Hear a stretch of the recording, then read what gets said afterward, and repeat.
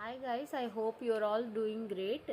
So right now మనకి monsoons నడుస్తున్నాయి కదా. ఈ టైంలో అందరికీ ఎక్కువ ఫీవర్ వస్తుంది. దట్టు వైరల్ ఫీవర్స్ ఎక్కువ అవుతున్నాయి ఈ రోజుల్లో. Even I caught fever.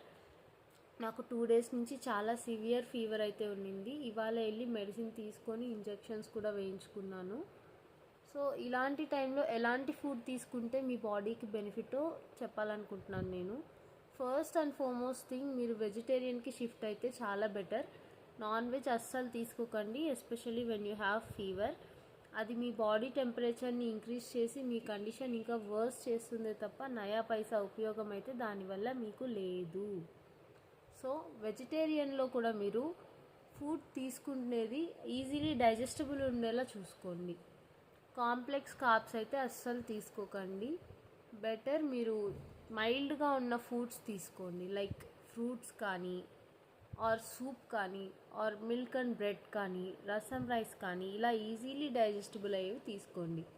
And that ఏది తీసుకున్నా కూడా లిమిటెడ్ క్వాంటిటీస్లో తీసుకోండి, ఎక్కువ క్వాంటిటీలో తినకండి. మీరు యూజువల్గా తినేంత క్వాంటిటీస్ ఈ టైంలో తినకపోవడమే మంచిది.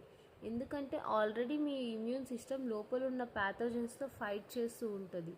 సో మీరు ఈ టైంలో కాంప్లెక్స్ కార్బ్స్ ఇచ్చి మీ డైజెస్టివ్ సిస్టమ్కి ప్లస్ మీ బాడీకి ఎక్స్ట్రా పని చెప్పకండి. ఎంత ఈజీలీ డైజెస్టబుల్ ఫుడ్స్ ఇస్తే మీకు సర్వైవ్ అవ్వడానికి అంతే బాగుంటుంది. I hope you get it. So yeah, bye.